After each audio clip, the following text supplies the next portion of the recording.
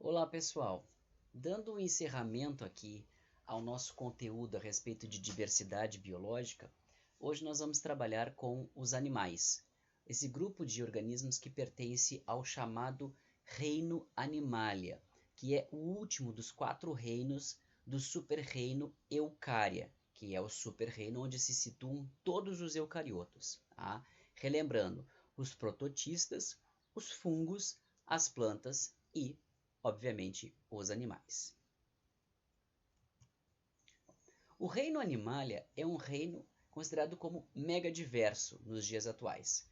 Existem organismos que surgiram há muitos milhões de anos atrás, né? Um reino que já tem alguns representantes bastante antigos e que sofreu uma grande diversificação ao longo da sua existência e hoje é um reino que está representado em muitos habitats muito diferentes, né? Nós temos animais na água, nós temos animais no ar, nós temos animais no solo, em lugares muito frios, em lugares muito quentes, né? Os animais estão adaptados a desertos, estão adaptados a lugares onde temos neve permanentemente.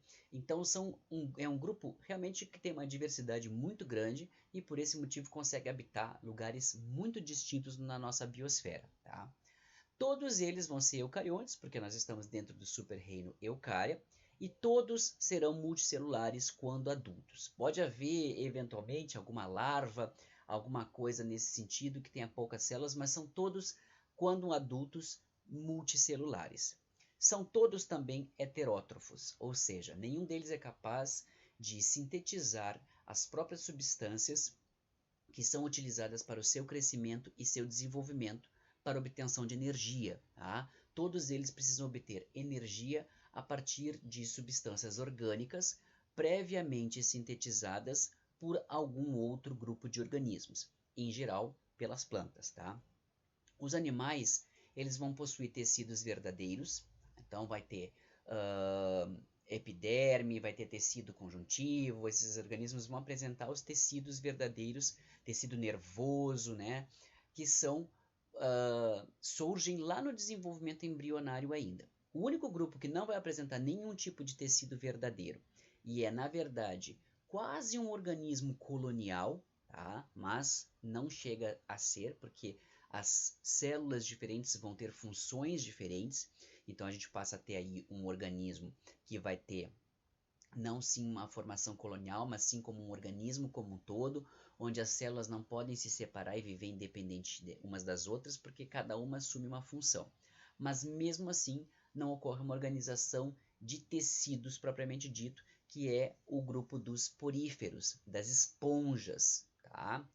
Vai haver a presença de blástula. Blástula é uma das fases do desenvolvimento embrionário. Desenvolvimento embrionário vocês tiveram anteriormente em Biologia 3, então vocês, caso não se lembrem, recapitulem aí para ver o desenvolvimento embrionário, né, quando ocorre a fecundação, forma-se, né, com a junção dos dois gametas, masculino e feminino, forma-se um zigoto que começa a se dividir durante o desenvolvimento embrionário. Então vai se dividindo até formar a mórula e depois da mórula vem a fase de blástula. Tá? Então a presença da blástula, a formação da blástula, dessa fase embrionária chamada blástula, é algo exclusivo dos animais. Tá?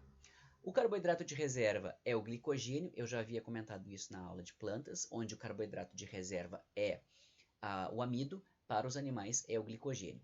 E podem apresentar celoma, aquela cavidade, também vamos lembrar da embriologia. Aqui quando a gente fala de animais, a gente vai lembrar muito de conceitos de embriologia, então quem não lembra disso vai ter que recapitular um pouquinho sobre embriologia. Tá?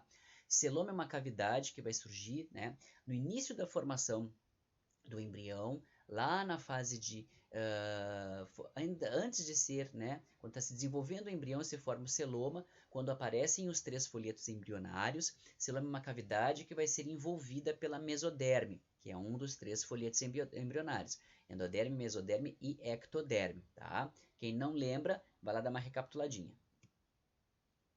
Só para mostrar para vocês, esta é a diversidade do reino animal. Né? Nós vamos ter todas essas classes de organismos compreendidas dentro do reino animal. Primeiramente, as esponjas, que é a classe porífera, que é o grupo mais primitivo dentro dos animais, tá? Quando a gente fala em primitivo ou derivado, a gente não usa o termo evoluído quando a gente está falando em evolução. Por incrível que pareça, a gente está falando em evolução, mas a gente evita utilizar o termo evoluído, porque não quer dizer que uma coisa seja mais evoluída que a outra, dá sempre a ideia de que é melhor.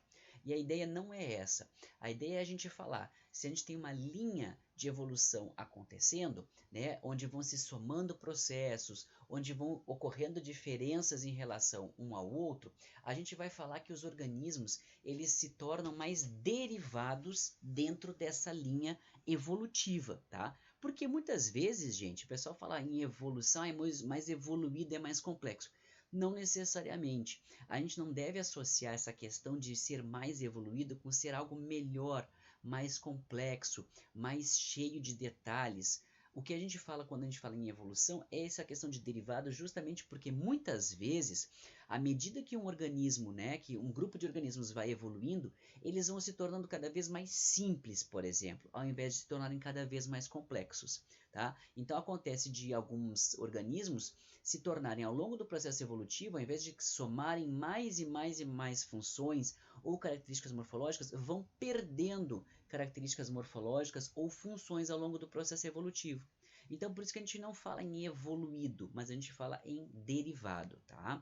Primitivo, sim, a gente usa esse termo, mas não no sentido pejorativo. Primitivo de ter surgido antes, primeiramente, tá?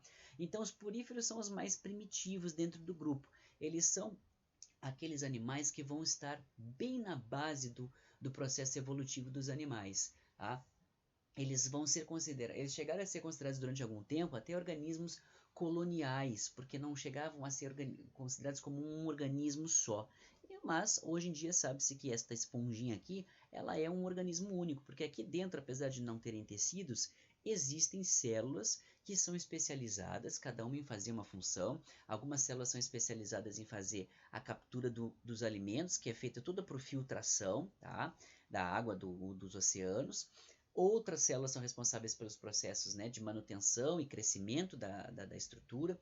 Outras células vão ser responsáveis pelos processos reprodutivos e assim sucessivamente, tá? Então, são os organismos animais mais primitivos que nós conhecemos. Não tem tecidos propriamente ditos, né? É bem diferente do restante dos organismos.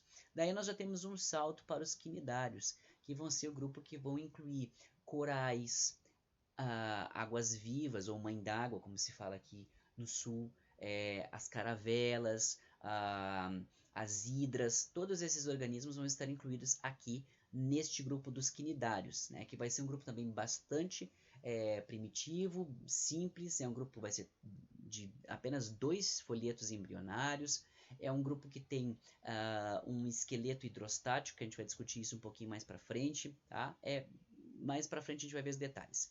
Aqui depois nós temos o grupo dos Nematoda, que é o grupo dos vermes cilíndricos, onde nós vamos ter, por exemplo, as lombrigas. Os Nematoda e os plateumintos são grupos importantes do ponto de vista de saúde pública, porque os Nematoda, aqui representados como a lombriga, são vermes que vão nos causar doenças, né? Que a gente, a partir da alimentação, a gente pode, né, pegar principalmente esse tipo de organismo aqui que vai viver nos nossos intestinos e podem provocar uma série de problemas porque eles vão competir por nutriente, o nutriente que está passando no nosso intestino, eles vão competir por esse nutriente e vão acabar fazendo com que a gente receba menos nutrientes e aí por conta disso adoeça, tá? Então nós temos os Nematoda, que são os vermes de corpo cilíndrico, e nós temos os plateumintos, que como o nome sugere, são os vermes de corpo plano, chato. Tá? E entre esses nós vamos ter, por exemplo, a facíola hepática, que causa graves problemas no fígado. Nós vamos ter a tênia, que também é chamada de solitária, que ao contrário da lombriga, que pode viver em grande quantidade dentro do nosso intestino, inclusive causando obstrução intestinal, a tênia pode ter até 6 metros de comprimento, mas vai viver basicamente uma de cada vez em cada indivíduo. Tá? E causa graves problemas de falta de absorção de nutrientes que levam à fraqueza, anemia e podem levar, dependendo do quanto esse organismo se prolifera, até mesmo à morte. Os outros grupos, né, as outras classes dentro do grupo, vai ser a classe molusca. A classe molusca vai incluir caracóis, lesmas, polvos, uma série desses organismos, o Nautilus, né, uma série desses organismos também de fundo de oceano, né, que estarão presentes nesse grupo aqui. Os Annelida, que são o grupo daqueles organismos que tem o corpo todo segmentadinho aqui em pequenos anéis, né, que inclui, por exemplo, as minhocas, cobra de vidro, né, esses organismos que vivem, que tem o corpo todo segmentado. Nós vamos encontrar também os artrópodos, que é o grupo mais diverso dentro da natureza. Tá? Os artrópoda incluem todos os insetos, incluem os crustáceos também dentro desse grupo e incluem as aranhas, os escorpiões. Tá? Então todos esses grupos estão incluídos aí dentro. Então, deixando claro, aranha não é inseto, tá, gente? Aranha é um outro grupo. É o grupo dos aracnídeos, tá? Não são insetos. Só para vocês terem uma ideia, um grupo dentro dos insetos, que é o grupo dos coleópteros, que é o grupo dos besouros, possui nada mais, nada menos do que mais de 300 mil espécies identificadas até hoje. Só os besouros. Então vocês pensem, estima-se que a gente esteja perto de 1 milhão de espécies quase de insetos catalogadas até o dia de hoje. E estima-se que esse número seja bem maior.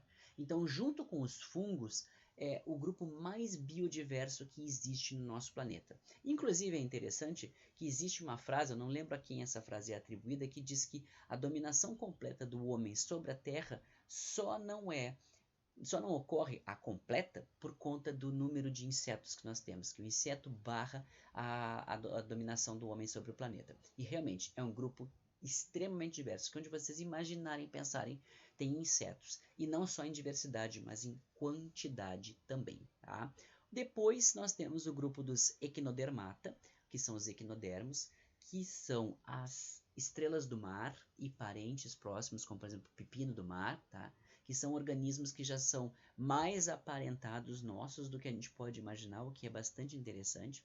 E por fim nós vamos ter o grupo dos cordados, que são todos aqueles animais que vão apresentar a tal da notocorda, que é um bastão cartilaginoso que vai surgir na parte dorsal do corpo desses animais e que no grupo dos vertebrata vai se transformar em coluna vertebral. Tá? Então, dentro dos cordados, nós temos os vertebrados. Tá? Antigamente, a primeira coisa que surgiu foi a tal da notocorda, que é esse bastão de tecido conjuntivo, que no caso dos vertebrados vai ser impregnado com o tecido ósseo e ser transformado na coluna vertebral. Tá? Bueno, características gerais do reino animal. Né? A gente não vai ter tempo de discutir detalhadamente cada uma das classes, então a gente vai fazer um apanhado geral dos grupos, das características do reino animal como um todo. Lembrando lá das aulas de embriologia que vocês tiveram, né, nós podemos classificar os animais com relação à presença dos tais dos folhetos embrionários, que são os 3 tecidos primários, os 3 tecidos fundamentais que os animais vão ter. A partir desses 3 tecidos, todos os outros tecidos do corpo vão se desenvolver. Então pense nos tecidos que vocês têm: ósseo, conjuntivo, adiposo, epiderme, tecido nervoso. Todos esses tecidos serão desenvolvidos a partir desses 3 tecidos principais primordiais, que são os folhetos embrionários, que são os tecidos que aparecem lá no desenvolvimento do embrião. Tá? Nós temos o mais externo, quando o embrião está se desenvolvendo, é a ectoderme, o do meio é a mesoderme e o mais interno é a endoderme. Tá? Quando nós temos organismos que têm esses 3 tecidos, tá? Grupos de animais que têm esses 3 folhetos embrionários, a gente diz que eles são chamados triblásticos. Tá? A maior parte dos animais vai ser triblástica. Tá? Nós vamos ter apenas 2 exceções. Os quinidários, lá o grupo das águas-vivas, que vai ter 2 grupos de tecido, que vai ser a ectoderme de fora e a endoderme de dentro. Não vai ter a do meio, a mesoderme. E nós vamos ter os poríferos, que, como já tínhamos comentado, não têm tecidos verdadeiros. Por não terem tecidos verdadeiros, também não têm tecidos verdadeiros por não desenvolverem os folhetos embrionários. Tá? Então, acabam não tendo tecidos. Então, eles são chamados de ablásticos. Ainda lá na questão da embriologia, lá na formação do embrião, ocorre primeiramente a fecundação, forma-se o zigoto começa a sofrer uma série de divisões, formando um estágio que é chamado de mórula, que vocês devem lembrar, onde é um amontoado de célulazinhas, todas formando uma bolinha compacta, e depois vem a fase da blástula, onde a parte de dentro dessa bolinha começa a desenvolver uma cavidade lá por dentro. Então essa cavidade chamada blastocele é como se fizesse de uma bola totalmente cheia, né, que é a mórula, essa bola de repente criasse um espaço por dentro e ficasse oca por dentro. Tá? Então isso é a fase da blástula. Nessa fase da blástula vai acontecer então a formação dessa bola e logo depois acontece essa invaginação aqui, onde vai acontecer dos tecidos se dobrarem uns por dentro dos outros, que é o estágio de gastrulação, que é onde vai aparecer exatamente o quê? O desenvolvimento dos folhetos embrionários. Então vai aparecer a ectoderme, a mesoderme e a endoderme, e aparece também este poro aqui, que é o blastoporo ou blastóporo, tá? Esse blastóporo, ele pode, ao longo do desenvolvimento embrionário dos animais, dar origem à boca do animal, ou ele pode dar origem ao ânus do animal, tá? Os animais mais primitivos, eles apresentavam a boca primeiramente, tá? Então, do blastóporo surgia a boca. E muitos desses animais acabam tendo apenas a boca como cavidade, que comunica o sistema digestório com o exterior. Portanto, eles fazem a ingesta de nutrientes e a excreção de nutrientes pelo mesmo poro, que vai ser a boca. Tá? Então, esses animais são chamados de protostômios. Estoma, do grego, quer dizer boca. Então, proto é antes, né, o que vem antes. Então, boca que vem antes. Tá? Então, é protostômio. Os animais que vão apresentar o blastóporo virando o ânus antes de virar a boca, tá? A boca aparece em outro lugar depois, são os equinodermos e os cordados. Então, esses animais têm a boca surgindo depois. Então, eles são chamados deuterostômios. Com relação ao celoma, que eu havia comentado com vocês antes, a cavidade corporal que se forma lá no embrião formando o celoma, ela vai estar ausente, ela vai ser uma cavidade que não vai ser um celoma completo, ou então ela vai formar o celoma completo nos diferentes animais. Tá? Quando nós estamos lá, poríferos não têm tecidos, então nós não precisamos nem considerar. Os quinidários não têm celoma. Depois nós vamos ter os plateumintos, aqui representado pela planária. Os plateumintos, eles também vão ser acelomados, tá? Então a gente observa aqui, ó, não tem a presença dessa cavidade. A gente tem a ectoderme, a gente tem a mesoderme e a gente tem a endoderme. O que é esse buraquinho aqui? Esse buraquinho aqui é onde vai se formar depois, né, o sistema digestório desse animal, tá? Então, aqui, gente, o que eu vou ter? Não tenho celoma para esses animais. Então, lá dos vermes chatos para trás, ou seja, vermes chatos, quinidários, poríferos, não tenho celoma. Quando eu falo nos vermes cilíndricos, eu já tenho organismos chamados de pseudocelomados. Nesse caso aqui vai acontecer o que, minha gente? O celoma, que é essa cavidade aqui, ó, que seria no caso o pseudoceloma nesse caso, ela vai entrar em contato com a endoderme e vai entrar em contato com a mesoderme. Então ela se comunica ela faz limite com a mesoderme, mas também faz limite com a endoderme. Por isso a gente chama ele de pseudoceloma. Isso acontece aqui nos vermes cilíndricos. De anélida para frente, ó, os anéisinhos aqui separando, ó, de anélida para frente, a gente vai ter efetivamente o celoma. O celoma é essa cavidade aqui, onde vocês podem observar que ela é revestida. Aí ocorrem dobramentos da mesoderme aqui dentro, e vai acontecer o que? O celoma é revestido por mesoderme por fora e de mesoderme por dentro. O celoma não entra em contato com nenhum outro folheto embrionário, ao contrário do pseudoceloma, onde por dentro é delimitado por endoderme. Aqui não, ó. Por dentro é mesoderme e por fora é mesoderme também. Aí é celoma. Todos os animais a partir de anélida terão celoma. Com relação à simetria corporal, os animais eles podem apresentar três tipos de simetria corporal.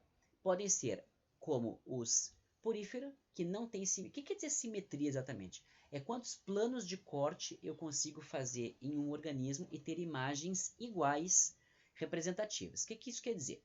Vamos pensar o seguinte, se a gente cortar o corpo do ser humano, tá? De cima para baixo, eu vou ter duas metades relativamente iguais. Eu vou ter um olho para cada lado, eu vou ter um braço para cada lado, uma perna para cada lado. Tá? Então eu tenho uma simetria que são dois lados iguais. Agora, se eu cortar o ser humano em qualquer outra linha, por exemplo, na cintura, eu vou ter para um lado cabeça, tronco, braços, para o outro lado eu vou ter cintura e pernas. Então esses dois lados são diferentes. Então se eu cortar em qualquer outro ângulo que não seja bem ao meio da cabeça até os pés, eu vou ter imagens diferentes. Então só tem um padrão de corte que eu possa fazer no corpo do ser humano que eu consiga dois lados iguais. Por isso eu digo que a simetria é bilateral. Tá? Mesma coisa, pensem numa barata. Se cortarem uma barata ao meio, de cima a baixo, vocês têm dois lados iguais. Vocês vão ter três patinhas para um lado, três patinhas para o outro. Tá? Vocês vão ter os olhinhos, vocês vão ter as asinhas, tudo um para cada lado. Agora, se vocês cortam a barata ao meio no sentido que passa pela cintura da barata, você tem cabeça para um lado, bunda para o outro. Então, assim por diante. As baratas também vão ser organismos de simetria bilateral. Ao passo que outros organismos, como é o caso das estrelas do mar, vão ter a simetria radial. Porque no caso das estrelas do mar, eu consigo fazer cortes. Eu cortar a estrela do mar assim, vão ter dois lados iguais. Se eu cortar a estrela do mar assim, são dois lados iguais. E se eu cortar a estrela do mar assim, são outros dois lados iguais. Então, como ela é uma estrela, ela acaba tendo mais de um plano de corte, onde eu consigo obter lados iguais. Por isso que eu digo que a simetria é radial. Quanto à reprodução, todos os animais vão apresentar reprodução sexuada. É a reprodução mais comum para os animais. Tá? Entretanto, alguns organismos podem apresentar reprodução assexuada, o que é bastante incomum dentro do reino animal. Lá nos organismos mais primitivos é que nós vamos encontrar esse tipo de reprodução, que é o caso dos poríferas e dos quinidários. Tá? Aqui um exemplo de uma hidra. Tá? Isso aqui é uma hidra, é um quinidário, tá? Que fica fixo no fundo do mar. E aqui ele é isso aqui, basicamente. Isso aqui que vocês estão vendo ao lado são brotações. Tá? Estão se desenvolvendo pequenas hidrinhas a partir de desenvolvimento de mitose, obviamente, que são verdadeiros clonezinhos dessa hidra maior aqui. E esses brotinhos, eles vão crescer, crescer, crescer aqui até estarem suficientemente grandes.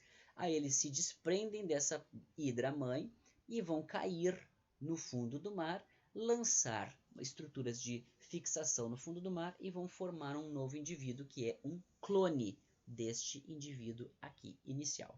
Os poríferos também conseguem fazer isso. Nós, outros animais que nós conhecemos, não conseguem fazer. Quanto à fecundação, todos os animais... aqui o slide está errado. Os animais conseguem ter fecundação interna ou fecundação externa, tá, minha gente? Fecundação interna é como a nossa, tá? O gameta masculino vai ser inserido dentro do corpo da fêmea, tá? E lá no corpo da fêmea ele vai encontrar o gameta feminino. Então o gameta feminino não sai de dentro do corpo da fêmea. Tá? Não necessariamente, gente, eu preciso ter penetração, cópula, para que haja fecundação interna. Alguns peixes, né, outros animais, como os próprios quinidários, lançam gametas masculinos na água, né, do mar, e esse gameta masculino vai procurar a fêmea, tá? E a estrutura reprodutiva feminina para entrar na estrutura reprodutiva feminina e encontrar os gametas femininos lá dentro. Tá? Não a cópula, mas a fecundação é interna. Por quê? Os gametas femininos não saem de dentro da estrutura reprodutiva feminina. Então, os gametas masculinos precisam entrar lá e encontrar esses gametas femininos. Tá? Agora, por exemplo, no caso dos sapos, aqui dos anfíbios, existe cópula, existe uma espécie de cópula, existe uma espécie de ato sexual, tá? Que é uma espécie de esfregação, digamos assim. Só que, nesse momento aqui, tanto o macho quanto a fêmea liberam os seus gametas na água. A fêmea lança ovos na água pelo estímulo, né, de estar ali, né, em contato com o macho, e o macho lança os espermatozoides em cima desses óvulos. Eles se encontram na água e ocorre a junção desses dois gametas na água.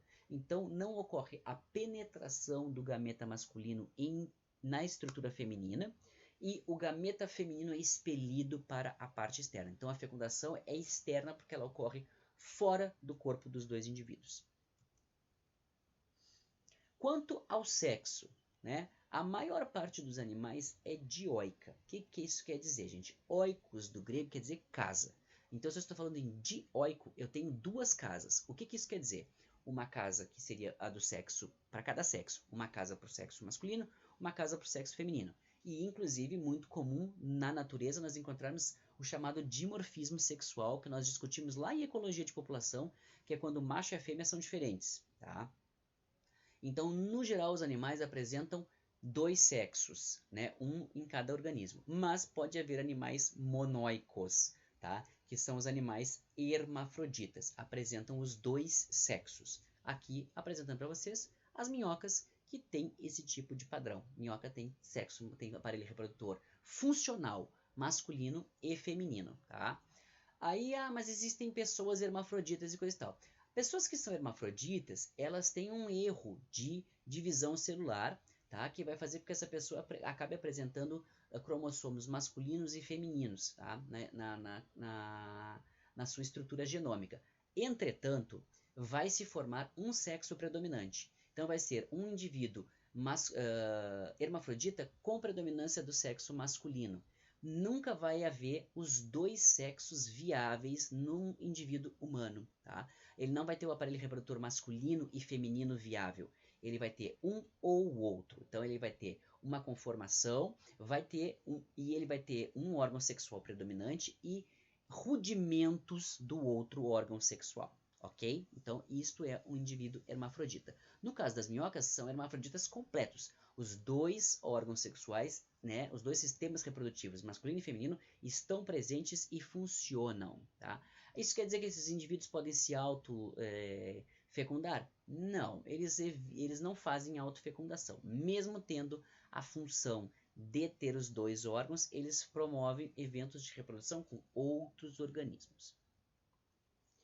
Outra questão importante que o reino animal apresenta é a chamada cefalização. Para os animais, né, existe ao longo da evolução dos animais, primeiramente, né, gente, os poríferos nem sequer têm sistema nervoso, tá? O sistema nervoso começa a aparecer como uma rede nervosa difusa lá nos quinidários. A tendência é que ao longo do processo evolutivo, quando já aparecem aqui os plateumintos logo em seguida, a gente vai ter o quê? Uma evolução para um processo de cefalização. O que isso quer dizer? Aqui nessa parte, né, que vai ser teoricamente a cabeça, né, cefalização, kefalis, quer dizer cabeça, né, isso vai fazer com que se forme aqui uma região, né, terminal do corpo do indivíduo, onde vão se concentrar os órgãos sensoriais e a parte principal do sistema nervoso. Então, isso é observado para a maioria dos animais ao longo do curso evolutivo. Então, de plateuminto para frente, a gente começa a encontrar esse processo de cefalização. Quanto ao esqueleto, nós temos três tipos de esqueleto nos animais. Aquele que é interno, que é o que nós conhecemos, que é o nosso, né, que é por dentro do nosso corpo, tá?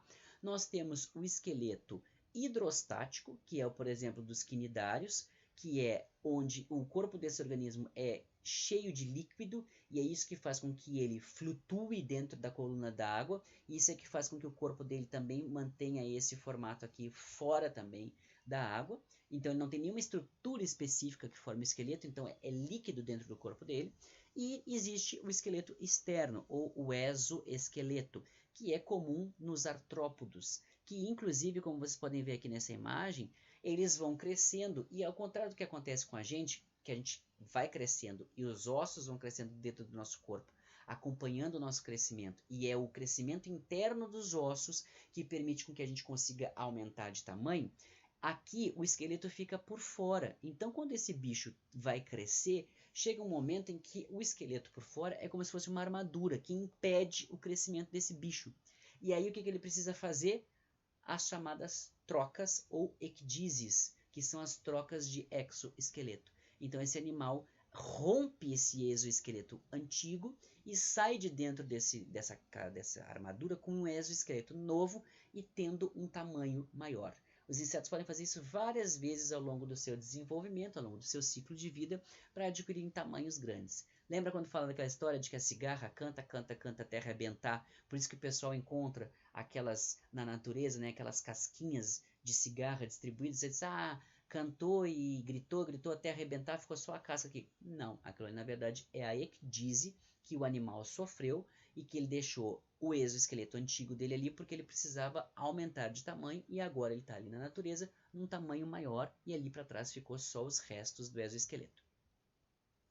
Quanto ao sistema digestório, os organismos animais podem ter um sistema digestório formado por boca e ânus, então ele vai ser completo, então ele tem um orifício para a entrada dos nutrientes e um para a saída das excretas, e os outros organismos, os mais primitivos, né, vão, como o caso das quinidários, aqui vão apresentar só a boca. Então por aqui entram os nutrientes e também são eliminadas as excretas.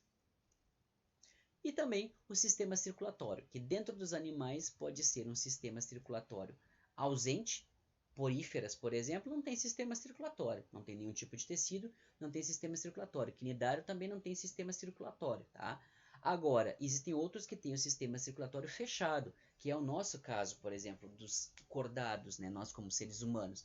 Nós apresentamos um sistema onde a circulação ocorre toda dentro dos vasos. Nunca o sangue sai de dentro dos vasos, ele sempre percorre, né, todo momento no nosso corpo por dentro dos vasos. As trocas de oxigênio e tal e nutrientes ocorrem nas células por vasos muito finos, chamados de capilares, onde vai ocorrer a troca do gás para dentro da célula e dos nutrientes para dentro da célula e a retirada do CO2 de dentro da célula e das excretas da célula para dentro do vaso sanguíneo. O sangue em si, que é o líquido que circula pelos vasos circulatórios, nunca sai de dentro dos vasos, tá? Não é o que acontece, por exemplo, com os insetos, que têm a circulação aberta, tá? Onde aqui vocês encontram os vasos, o coração deles é tubular, tá? Aqui são os vasos onde ele circula, e aí de dentro dos vasos eles saem para a cavidade abdominal. Então, o líquido que circula, que é a hemolinfa, que é o líquido que circula no sistema circulatório dos insetos, sai de dentro dos vasos, extravasa de dentro dos vasos, vai para a cavidade abdominal, onde vai fazer as trocas por nutrientes, as trocas por gases e tal, e depois volta para dentro dos vasos mais uma vez. Então é um sistema aberto. Tá? Bueno, outras características aí depois, pessoal, para cada grupo, tá? Infelizmente nós não vamos ter tempo para ver nesse momento. Fica um geral apanhado aqui que é o que nós vamos conseguir trabalhar para essa avaliação. Tá? Então, só para finalizar aqui dentro dos principais grupos que nós temos dos animais, porífera, quinidária, os vermes chatos, os plateumintos, nemátoda, que são os vermes cilíndricos, os moluscos, tá? Os anélida, né, a minhoca, artrópoda, equinodermata e os cordados, onde nós nos incluímos. Quando a gente avalia isso aqui, gente, isso aqui é chamado de cladograma. É como se fosse a árvore evolutiva de um grupo de organismos. Percebam que todos têm uma origem comum, porque a gente só tem um início aqui, tá? Então, o que é o primeiro? E aqui, ao longo daqui, nós vamos vendo as ramificações, tá? Tal característica surge e esse grupo aqui fica, esse grupo aqui aparece. Então, surge mais uma característica, é outro grupo que vai aparecer. E assim por diante. E aqui nós vamos vendo aqui, ó, colocadas cada uma das características que vai deixando claro que aquele grupo tem ou não tem. Então, assim, ó, a primeira característica que aparece para os animais é a multicelularidade. Como a multicelularidade está aqui na base do cladograma, daqui para frente, todos os animais têm multicelularidade, ou seja, todos os animais são formados por mais de uma célula, são multicelulares, tá? E aí aqui entra os poríferos, que vão ter, primeira ramificação, corpo com redes de canais aquíferos, porífera, primeiro grupo, tá? Aí vai surgir o que, ó? Gastrulação. Na gastrulação é que se formam os folhetos embrionários, que vão dar origem aos tecidos maduros dos animais. Como eu disse para vocês que porífera não tem tecido, então aqui, ó, para baixo da gastrulação são os organismos que não têm os tecidos, onde não ocorre gastrulação, são os organismos que não têm tecidos. Para frente da gastrulação, então daqui para frente, todos vão ter tecidos verdadeiros. Tá? Aí o primeiro grupo que surge é o quinidário, que eu já tinha comentado com vocês que vai ter 2 folhetos embrionários, ectoderme e endoderme. Não tem a mesoderme, por isso que é um organismo diblástico.